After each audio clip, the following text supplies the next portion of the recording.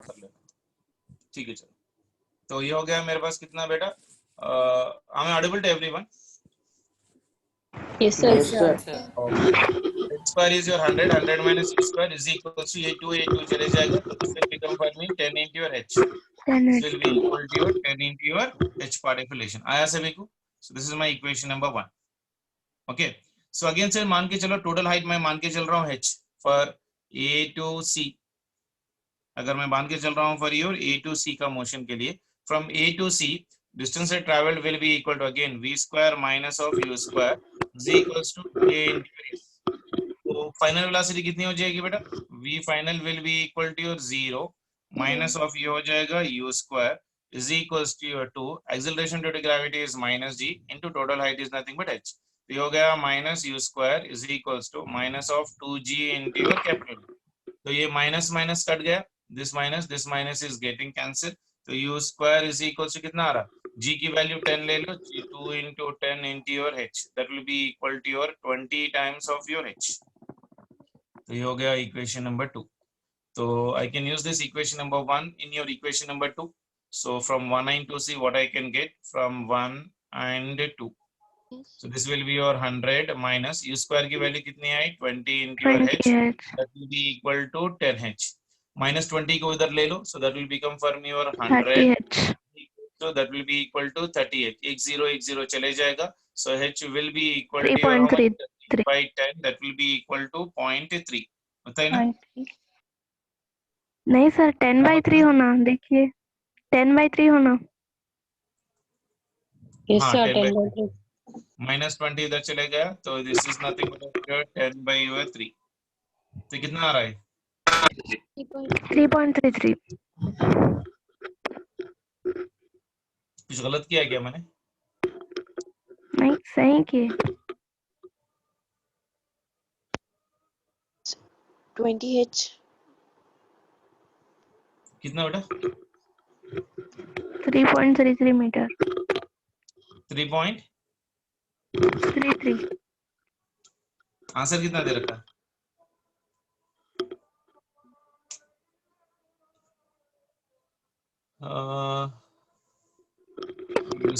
कितना है मेरे पास?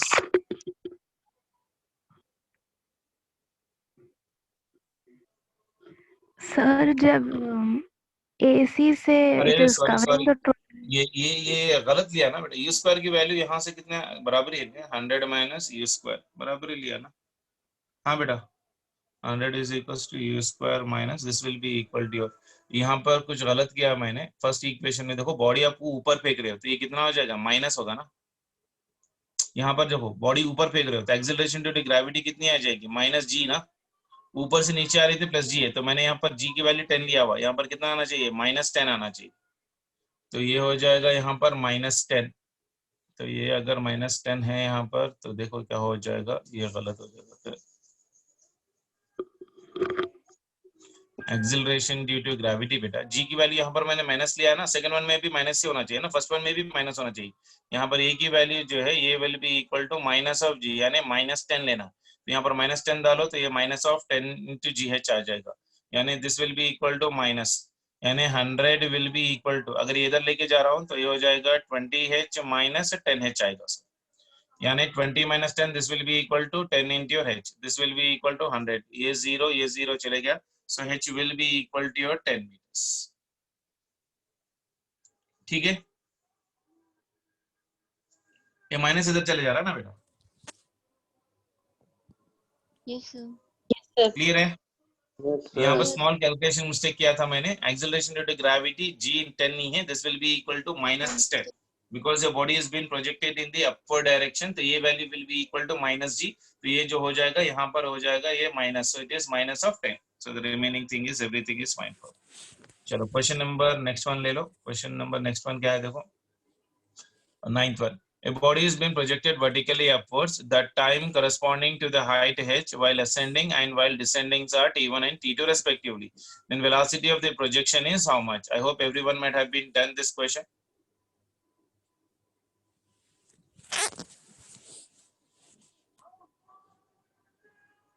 Next page में आ गया क्या?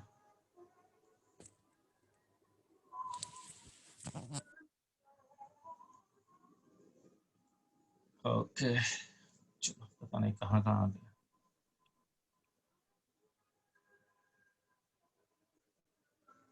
क्वेश्चन नंबर 7 है।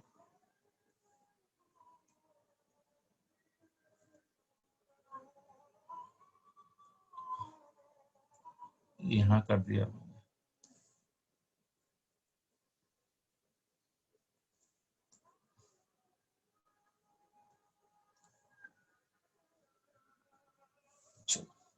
क्वेश्चन नंबर 9 देखो, बता क्या बोल रहा है। ऊपर जाने के लिए टाइम कितना है बेटा, t1। नीचे आने के लिए टाइम कितना है, t2। जिसको हम लोग क्या बोलते हैं, time of flight. Time of flight का फॉर्मूला क्या है, 2u/g। तो u की वैल्यू कितनी हो जाएगी, so u is equals to, ये बन जाएगा g into t1 plus t2 divided by 2। तो ये हो गया इनिशियल वेलोसिटी। क्लियर है? Yes sir. Yes, sir. Direct question है वो तो। Then question number 10। Question number 10, man throws a ball with the same speed vertically upwards one after the other at an interval of 2 seconds। a juggler का problem है।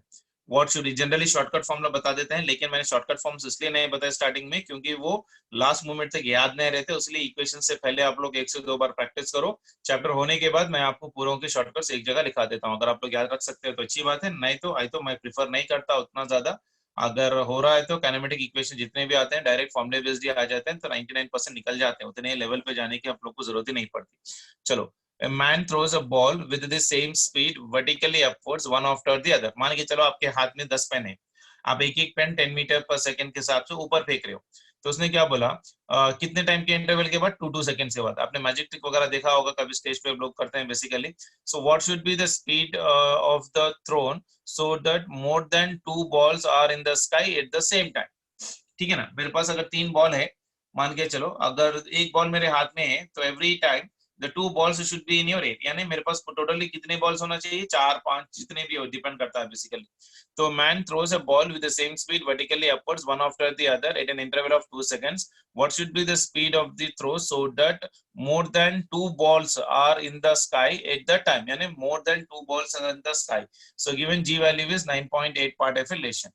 any speed lesser than 19.6 only with the speed at 19.6 more than 19.6 and at least 9 point of your 8 meter per second। किसी को आया answer he? No, sir. isn't it? Question को समझो पहले, आप लोग इसको क्वेश्चन को समझने की कोशिश करो। मान के चलो आप यहाँ पर कहीं पर ठहरे हो, so this is you and you are throwing a stone in the upward direction. कोई भी एक ऑब्जेक्ट को आपने ऊपर फेंका, तो ये ऊपर फेंका तो ये ऊपर गया ऊपर गया ऊपर गया ऊपर गया, तो यहाँ पर तक फाइनल। तो 2 सेकेंड्स के अंदर तक उसने और एक बॉल फेंका, और एक 2 सेकेंड्स के बाद और एक बॉल फेंका, तो और एक 2 सेकेंड्स के बाद, यानी एक एक का टाइम इंटरवल कितना है, 2 seconds. So by the time first body goes to the final velocity, मान के चलो fourth ball has been started its journey from the downward direction. ठीक है ना। Now time taken to reach the maximum height कितना हो जाएगा बेटा, final velocity will, what is the final velocity for every body at highest position, final velocity for all the bodies will be equal to 0।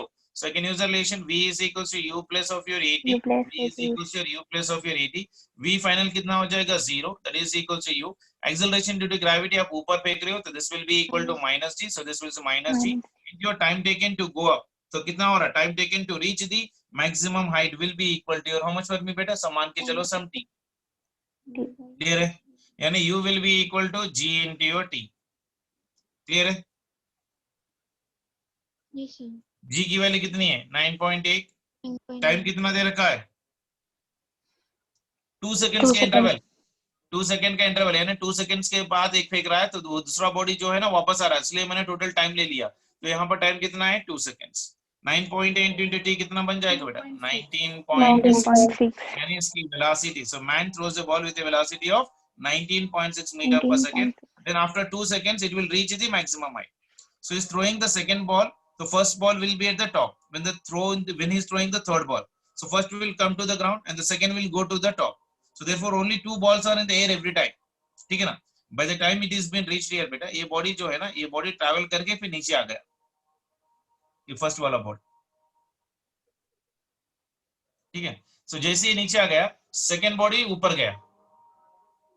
Second body जो है ना, ये तो first body था, ये सेकंड बॉडी है, ये थर्ड बॉडी है, ये फोर्थ बॉडी है, isn't it? तो ये जैसे ही ऊपर से नीचे आ गया तो ये जो फोर्थ बॉल है, it has been thrown in the upward direction. So every time two balls are in the air, every time the two balls in the air, ठीक है ना? So what should be minimum velocity for that one right now?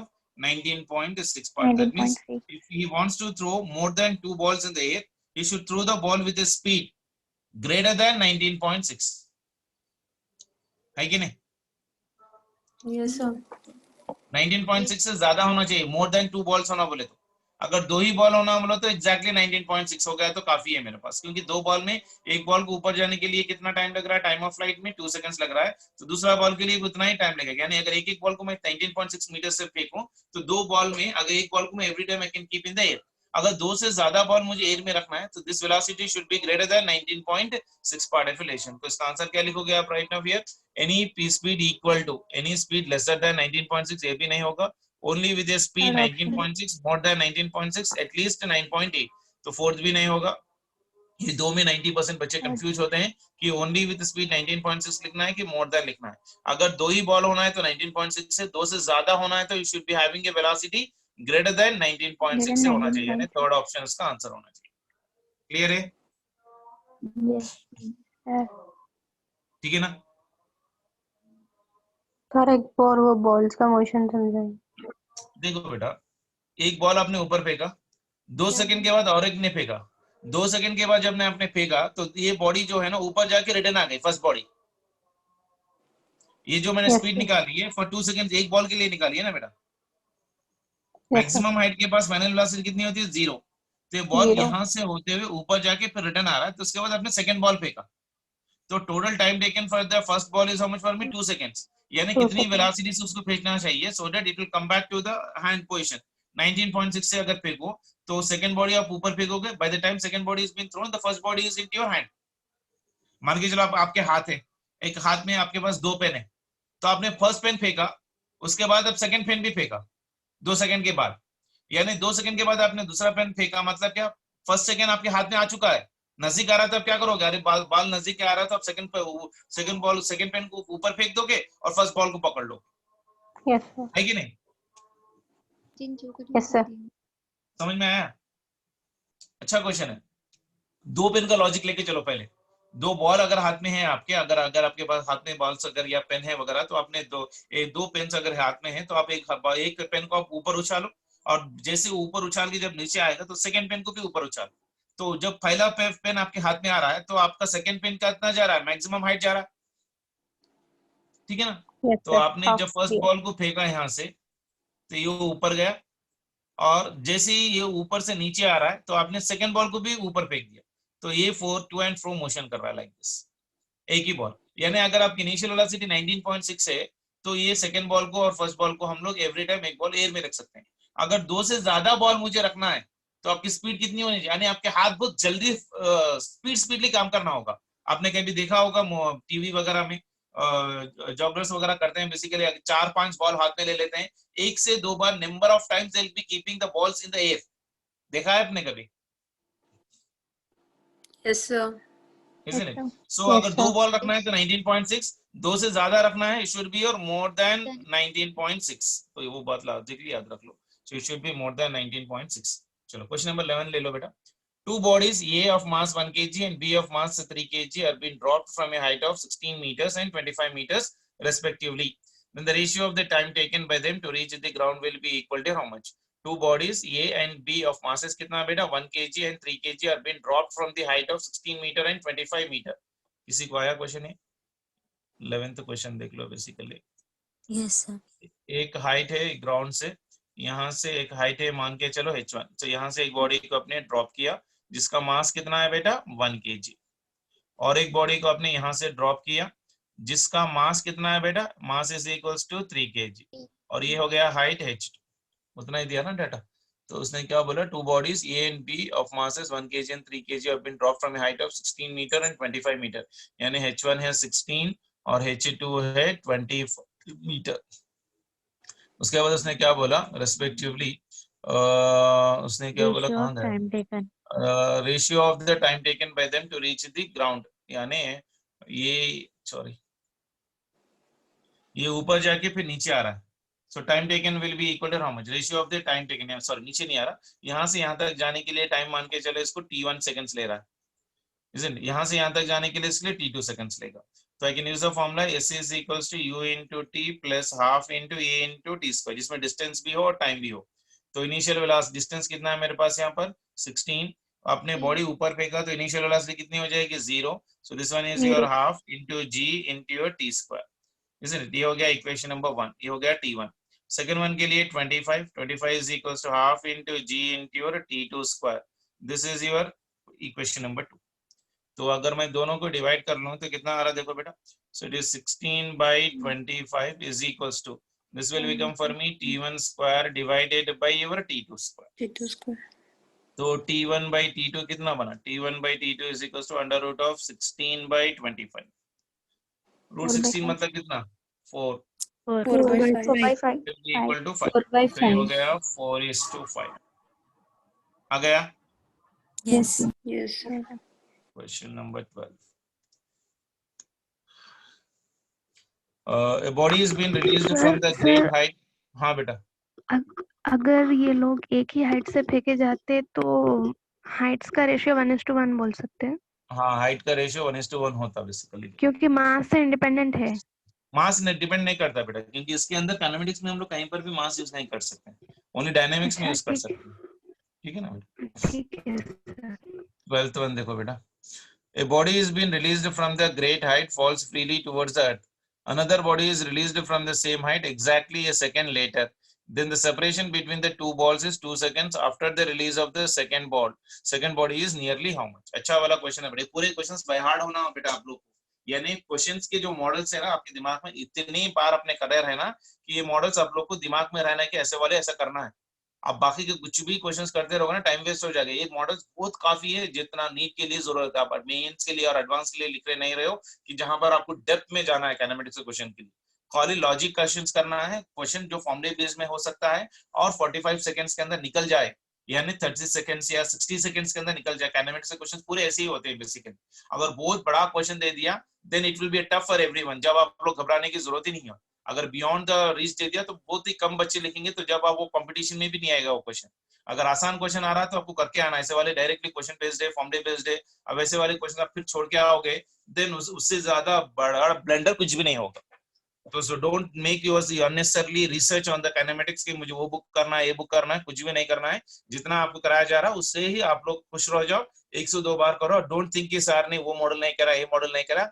मैं पूरे model आप लोग को assignments में दे रहा हूँ, but I am not writing as of your theory, आपको जैसे नोट्स में क्लासेस में पढ़ाते हैं वैसे नहीं पढ़ा रहा हूँ, क्योंकि उतना टाइम अपने पास डिटेल में थियरी करने का टाइम नहीं है। अगर मेरे पास 10 दिन का 15 दिन का टाइम होता है डिटेल में करना, जहां पर 1.5 घंटे की क्लास होती तो शायद हम लोग कर सकते हैं, क्योंकि अपने पास टाइम मिल रहा है 40 मिनट, इसके अंदर उतना डेप्थ में जाके नोट्स लिखाना बहुत ही ज्यादा यूज नहीं है। तो जितना मैं आपको फॉर्मूला करा के इसके बाद जो प्रॉब्लम्स मैं करा रहा हूँ ना 102 बार वही प्रॉब्लम्स को अच्छी तरह से कर लो।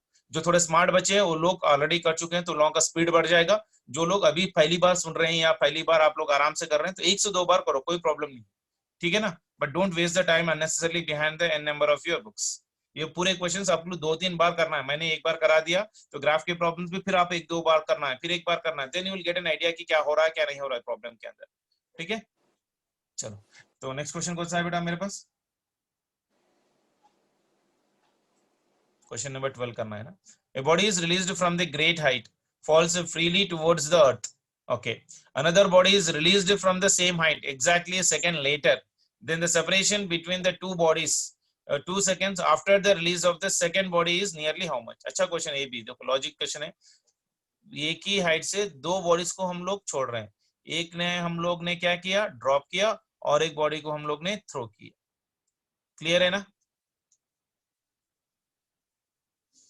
मान के चलो एक बॉडी है तो एक बॉडी को मैंने यहां पर फेंका, first body is been dropped right now. First question क्या है राइट नाउ देखो, a body is released from the great height falls freely towards another body is been released from the same height exactly 1 second, दोनों को भी release कर रहा है, यानी ये u इज इक्वल 0 पे मैंने रिलीज किया तो ये बॉडी यहां पर कहीं पर है somewhere, t is equals to 2 seconds के बाद 2 seconds later another body is been dropped, another body is drop, यहां से मैंने another body को ड्रॉप किया, this is u is equals to 0, तो ये है और ये b है।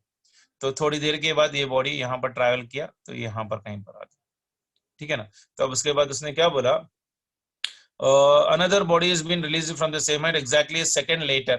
ओके, 1 सेकंड लेटर के बाद ना, 2 सेकंड गया मैंने, 1 सेकंड के बाद, sorry this is not 2 seconds, this is only 1 second. Okay, 1 second के बाद letter, then the separation between the two bodies 2 seconds after the release, and after 2 seconds, after 2 seconds इन दोनों की सेपरेशन कितनी है, इन दोनों की सेपरेशन कितनी, यही तो पूछ रहा है ना बेटा। फर्स्ट बॉडी के लिए देखो पहले कितना डिस्टेंस ट्रैवल करा, ये ट्रैवल कर लो बेसिकली, ये कितना डिस्टेंस ट्रैवल करा, ये कितना डिस्टेंस ट्रैवल करा, 2 सेकंड्स लेटर बोल रहा है। 2 सेकंड्स लेटर मतलब फर्स्ट बॉडी कितना डिस्टेंस, कितना टाइम ट्रैवल करा होगा, हाफ जीटी 3 seconds. 3 सेकंड्स, यानी 2 सेकंड्स के बाद पूछ रहा है ना बेटा। अगर फर्स्ट वाला 2 सेकंड्स के बाद इन दोनों की दूरी, मतलब फर्स्ट वाला बॉडी ड्रॉप करने के बाद सेकंड वाला बॉडी 1 सेकंड के बाद फेंका, 2 सेकंड्स का डिफरेंस है, मतलब first body should have a time of your how much for me 3 seconds, यानी distance covered in 3 seconds is how much, distance in 3 seconds। मान के चलो यहाँ से यहाँ तक ये डिस्टेंस ट्रैवल कर रहा है S1, तो मैं S1 निकाल रहा हूँ, S1 is equal to drop है तो half into ji into your T square का फॉर्मूला लगा रहा हूँ। So that is equal to your half, G की वैल्यू आ गई 10 इंटू टी की वैल्यू आ गई 3 स्क्वायर, ये हो जाएगा 2 1s are 2 5s are, so this is your 5, 3 square is nothing but 9, so 5 9s are, ये हो गया 45 meters। क्लियर है? Yes. चलो, then distance covered in the next 2 seconds, distance covered in 2 seconds, 2 seconds में distance कितना travel करेगा, so S2 is equals to again half into G into this one is nothing but a 2 square, so G की value 10 है, so 10 by 2 is nothing but 5, 2 square is nothing but 4, 4 5s are, this one will be equal to 20, 20. ठीक है ना। so S2 is equals to that much distance in 2 seconds, तो इन दोनों के बीच में separation कितना है बेटा, 25. so that's it, so that is equals to S1 minus of your S2, so it is 45 minus of 25, that will be equal to 25 meters, ठीक है ना। so distance traveled by the first body in 3 seconds is 45 meters, उसके 1 second के बाद यानी 3 minus 1 मतलब कितना 2, so in 2 seconds it is traveling a distance of 20 meters, so separation दोनों के बीच में कितना हो गया 25 meters। Very very very important model बेटा, बच्चे बहुत ज्यादा कंफ्यूज हो जाते हैं, तो टाइम कंडीशन कैसे निकालना है, तो इसको 1 से 2 बार करो, ऑटोमेटिकली आराम से क्वेश्चन निकल जाएगा। क्लियर है सर ये 3 सेकंड्स के लिए सर इसमें क्या बोले सर 3 सेकंड्स क्यों ले रहे सर यहाँ पर फर्स्ट केस देखो बेटा, में? ये देखो, ये मान के चलो बेसिकली मैंने एक ही हाइट से एक बॉडी को फेंका, ठीक है, मान के चलो आप ही थे रहे हो, आप एक बॉडी फेंक रहे हो, तो आपने इनिशियली वेलोसिटी 0 थे, आपने फेंका तो ये थोड़ी डिस्टेंस में यहाँ पर कहीं पर चले गई, आपने एक सेकंड के बाद, 1 सेकंड के बाद और सेकंड बॉडी को फेंका, कितना टाइम के बाद, 1 सेकंड के बाद, ठीक है ना, बात समझ में आई। 1 सेकंड जब आपने फर्स्ट बॉडी फेंका तो फर्स्ट बॉडी मान के चलो यहां से यहां तक आ गई, जैसे आपने सेकंड बॉडी फेंका तो सेकंड बॉडी कुछ डिस्टेंस ट्रैवल करेगी यहां से यहां तक, तो यहां से यहां तक हो गया मान के चलो ये S2, ठीक है ना। 1 सेकंड के बाद फेंका ना बेटा आपने, जी सर। तो अब ये वो टाइम में ये this might have been travel certain distance ना, 1 सेकंड के अंदर थोड़ा डिस्टेंस ट्रैवल कर चुका होगा ना जी। अब क्वेश्चन में क्या बोला, देखो उसने क्वेश्चन में क्या बोला, the separation between the two bodies 2 seconds के बाद क्या होगा, 2 सेकंड के बाद इन दोनों की बीच की दूरी कितनी होगी, 2 सेकंड के बाद मतलब कितना, अगर फर्स्ट बॉडी 3 सेकंड्स ट्रैवल करा तो सेकंड बॉडी 2 सेकंड्स के अंदर कितना ट्रैवल करा, 2 सेकंड के बाद मतलब कितना, 3 minus 1 that means 2 seconds। Question logic clear है यहाँ पर, देखो हम second right now, then the separation between the two bodies 2 seconds after the release, 2 seconds of release के बाद of what second body, 2 seconds after the release of your second body release करने के 2 second के बाद, यानी first second body कब release कर रहा, 1 सेकंड कम, यानी फर्स्ट बॉडी कितना टाइम ट्रैवल करा होगा, 3 seconds। Yes sir, got it. Yes, sir. 12th one हो गया, अभी हो गया 13th वन करना है बेसिकली। कहाँ गया? या 13th वन का आंसर बताओ जल्दी से। The body falls from a height h is 200 meter, the ratio of distance it travelled in each second, इससे पहले करें हम लोग 5 second 5 second 5 second 5 second 5 second बोल के, कितना आ जाएगा? Third option third option sir. कितना आएगा? Third option 1 1 is to to 3 3 is to 5। Clear है? False from a height, the ratio of the distance travelled in each 2 seconds बोल रहा है, टाइम 2 सेकंड है। कितने टाइम के लिए? 0 सेकंड्स के लिए, 0 to 6 सेकंड्स के लिए, यानी 2 2 2 ऐसा, ठीक है ना? So 1 is to 3 is to 5 directly. So the ratio of the distance traveled in a freely falling body is always in the ratio of what beta? 1 is to 3 is to 5. Is it clear? Yes sir। चलो 14 one very very very very very important model बेटा, ऐसा वाला model problems आप लोग को 1 से 2 बार practice करना है। See, from the top of a tower a stone is being thrown up and reaches the ground in a time t1 is equals to 9 seconds. A second stone is being thrown down with the same speed and reaches the ground in t2 is equals to 4 seconds. A third stone is released from the rest and reaches the ground in a time t3 seconds, which is equals to your how much? बहुत बढ़िया question है। पहले question को समझने की कोशिश करो, उसके बाद मैं आपको टाइम ऑफ इसका डायरेक्ट शॉर्टकट फार्मूला बता देता हूँ। फ्रॉम देखो, from the top of the tower a stone is being thrown up and reaches the ground in a time of how much? 9 seconds. From the top of a tower a stone is being thrown, यानी ऊपर ठहरे हो आप, मैं भी छत पे ठहरे हो, वहां से अपने एक स्टोन थ्रो किया तो ग्राउंड में कितने टाइम में रीच हो रहा है? 9 सेकंड में। A second stone is being thrown down. Second stone is also thrown down with the same speed and reaches the ground in a time of your how much for me beta? 4 seconds. A third stone right now हमने release किया मतलब क्या? Initial velocity is 0 from the rest and reaches the ground in a time of t3. Then what is the value of t3? ऐसे वाले के लिए directly shortcut formula है t3 when it is being free fall, t3 will be equal to under root of t1 into t2 कर, तो directly आपका answer आ जाएगा। ठीक है, वो कैसा है मैं बता रहा हूँ। देखो 14 13th वाला बेसिकली, पहला वाला क्या हुआ है बेटा? स्टोन हम लोग ने ड्रॉप किया था, अच्छी तरह से समझो, सॉरी थ्रो किया था from the tower. First stone को हम लोग ने थ्रो किया तो it is coming down with velocity, तो ये मेरा रेफरेंस है मान के चलो। तो below the reference everything about the reference is positive, below the reference we are taking everything is negative. तो यहाँ पर हो जाएगा h is equals to minus of your u into t1, this is plus half into g into t1 square। आया सभी को? कैसे लिखा मैंने? एक्चुअल फॉर्मूला क्या हो जाएगा? minus h is equals to u into t plus this one will be equal to half acceleration due to gravity minus of g into t square। ठीक है ना? तो ये हो जाएगा u into t minus of your half into g into t square, ये हो गया minus of h। अगर ये माइनस यहाँ पर निकाल दो तो माइनस यहाँ पर आ जाएगा, तो यहाँ पर माइनस ऑफ माइनस प्लस हो जाएगा। h is equal to minus of u1 into t1 plus half g into t1 square. आया सभी को? Yes sir. Yes sir। For first stone.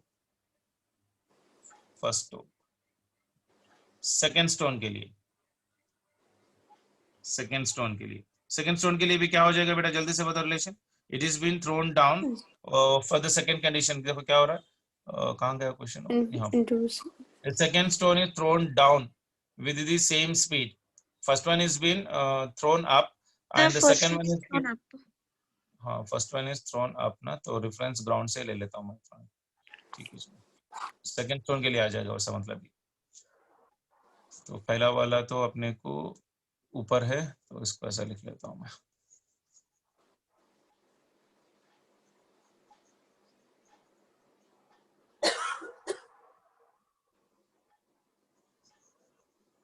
ठीक है, चलो एक वाला बॉडी ऊपर फेंका गया था, सॉरी ये बॉडी ऊपर फेंका गया हुआ था विथ वेलोसिटी u, ये नीचे थ्रो किया गया हुआ with your u, this is your a, this is your b, और थर्ड वन जो है ना ड्रॉप किया गया हुआ, ये हो गया c, यानी इसकी इनिशियल वेलोसिटी कितनी हो जाएगी? 0। ये 3 केसेस। अब everything which is going up this will become for me positive, यानी h इज इक्वल्स, ये हो जाएगा u into t, acceleration due to gravity is also positive, so this will be equal to how much beta? Everything above this one is right now positive, this will become for me half into acceleration due to gravity क्या हो जाएगा बेटा? Positive की negative? Negative. ऊपर फेंक रहे हो ना बॉडी को? Yes sir. Negative. Negative. Negative, sir. Negative. Ground. So this will be minus of g into t square. This is half. This is minus of g into your t square. And this will become for me h is equals to u into t minus half into g into t square. Clear है? Yes. उसके बाद second one के लिए H is equals to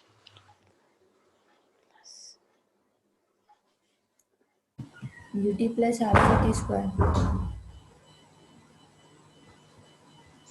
ये कुछ गलत नहीं कर रहे हम लोग. डिस्प्लेसमेंट कितना हो जाएगा? H plus x. डिस्प्लेसमेंट कितना होगा बेटा? ये बॉडी ऊपर जाके फिर ऐसा नीचे आ रही है ना बेटा, तो ये प्लस एक्स है, ये भी प्लस एक्स है, फिर इसके बाद यहां से यहां तक नीचे आ रही है, बिलो द रेफरेंस है, तो ये माइनस एच आएगा ना, तो ये माइनस एच होगा. आपने बॉडी को ऊपर फेंका ना बेटा, ऊपर फेंका तो ऊपर जितना डिस्टेंस जा रहा है तो वही पॉइंट पर आने के लिए कितना टाइम लगेगा? टोटल डिस्प्लेसमेंट कितनी हो जाएगी बेटा? 0 हो जाएगी. तो ये रेफरेंस से तो नीचे है ना, तो रेफरेंस से नीचे मैंने नेगेटिव लेने के लिए बोला, तो यहाँ से यहाँ तक इसका हाइट कितना हो जाएगा बेटा? Height of the tower is minus h, so minus of h is equal to u into t minus half of your g into t square. Got it, sir. Clear है? Yes, तो sir. इसमें से h निकालो, कैसा बन रहा है? h is equal, ये माइनस इधर ले लो, तो this one is minus of u into t, minus इधर चले जाएगा, तो this will be equal to half into g into t square. This is my equation number 1. उसके बाद first on b, for b के लिए बताओ क्या हो सकता है?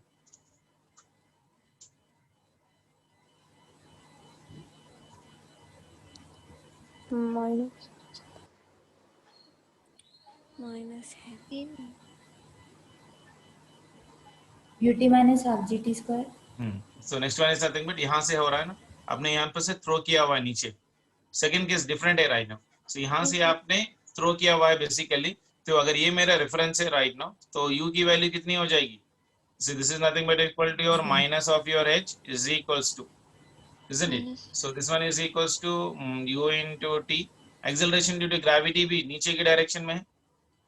यहाँ से ये मेरा रेफरेंस है ना बेटा, तो ये रेफरेंस है, तो यहाँ से नीचे आ रहे, तो ये की वैल्यू भी कितनी हो जाएगी? Minus of half into ji into t square.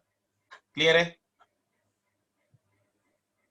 Initial velocity भी कितनी हो जाएगी? नेगेटिव हो, क्योंकि u भी वैल्यू नीचे है ना बेटा. ये मेरा रेफरेंस है, रेफरेंस से नीचे हर चीज क्या हो जाएगी? नेगेटिव है. u नीचे तो नेगेटिव, h भी नेगेटिव, ये भी h, isn't it? h भी रेफरेंस से नीचे, तो ये भी negative. Acceleration due to gravity, ये भी नीचे डायरेक्शन में, क्योंकि ये मेरा रेफरेंस है, ये मेरा रेफरेंस है.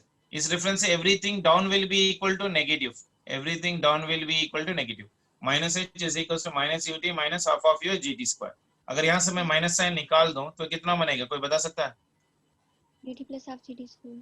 h is equals to u. Time कितना है? ये मान के चलो t1 है, ये मान के चलो t2 है, तो u into your t2 plus of your half into g into your t square.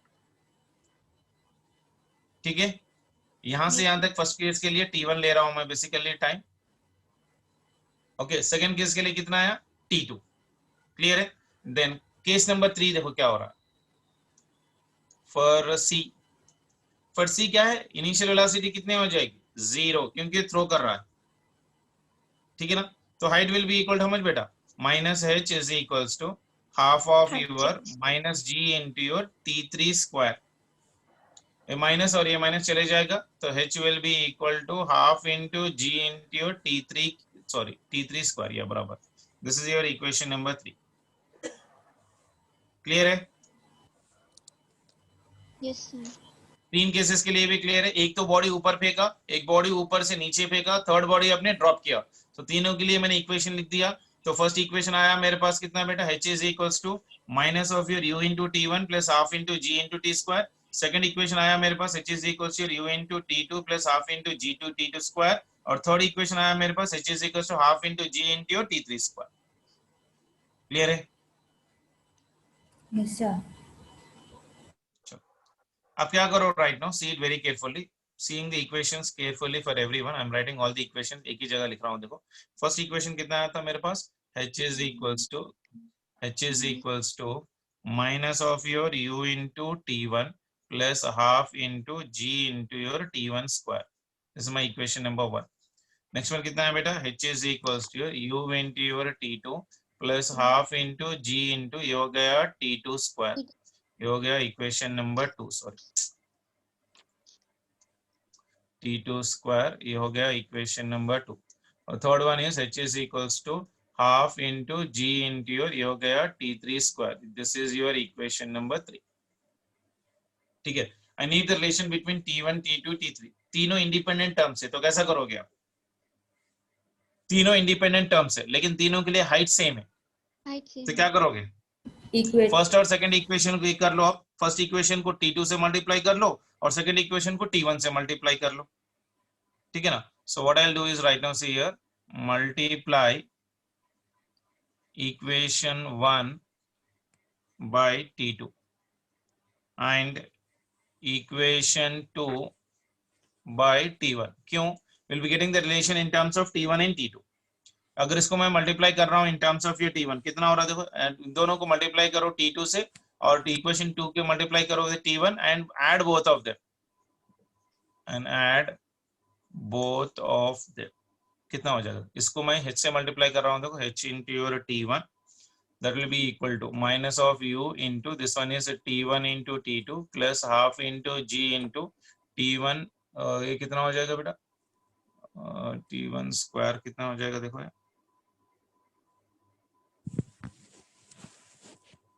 t1 square into your t2. ठीक है ना. और second equation h into your multiply equation 1 by t2 से मल्टीप्लाई कर रहा हूँ ना, this one is h into t2, ये भी t2. Then for second equation multiply with your h into your t1 that is equals to u into your t2 into your t1, ये हो जाएगा plus half into g into t2 square into your t1. So ये हो गया equation number 4 और equation number 5. Adding equation 1 and 5, sorry equation 4 and 5, 4 and 5 को add करो तो इन दोनों में क्या हो जाएगा, देखो right now here h will be the common, ये हो जाएगा t1 plus of your t2. इन दोनों को ऐड करो t1 plus of your t2, ये प्लस और ये माइनस है तो कैंसिल हो जाएगा ये आराम से, तो ये हो गया कैंसिल. और इन दोनों को ऐड करो यहाँ पर, this one is half g into t1 square into t2 plus ये हो गया half g into your t2 square into your t1. तो इसमें क्या कॉमन ले सकता हूँ, देखो मैं यहाँ पर half into g, this will be equal to your t1 square t2 square है यहाँ पर, इसमें भी t1 t2. क्या t1 स्क्वायर को मैं तोड़ के लिख सकता हूँ इसको, देखो क्या हो सकता है हाफ इंटू g, अगर मैं इसको t1 t2 अगर कॉमन ले लिया into this one will become for me t1 plus of your t2. देखो t1 इंटू t1 स्क्वायर आ गया, t2 इंटू t2 ये हो गया t2 स्क्वायर आ गया बराबर. सो ये हो गया h into t1 plus of your t2. तो इसको और कुछ सिंप्लीफाई हो सकता है क्या, देखो कुछ कट रहा है, ये t1 प्लस t2 कट जाएगा. So h will be equal to how much बेटा, half into g into your t1 into your t2. ठीक है ना. ये अगर हाइट निकालना है तो टाइम्स दे रखा है तो I can use this formula, this is also very important formula बेटा. तो ये हो गया equation number 6. Okay, then from 6 and 3, from equation 6 and 3 we can get the relation between t1 and t2. h की value कितनी है मेरे पास बेटा, h की वैल्यू कितनी है, half into g into your t3 square is equals to your half into g, ये हो गया t1 into your t2. Half g gets cancel हो जाएगा यहाँ पर, t3 square is equals to t1 into t2. So t3 will be equal to under root of your t1 into t2. अब ऐसे वाले क्वेश्चंस के लिए मॉडल्स अपने को याद रखना पड़ेगा और इस फॉर्मूले को अपने को शॉर्टकट ट्रिक के हिसाब से रख लेना पड़ेगा. This is your short trick to calculate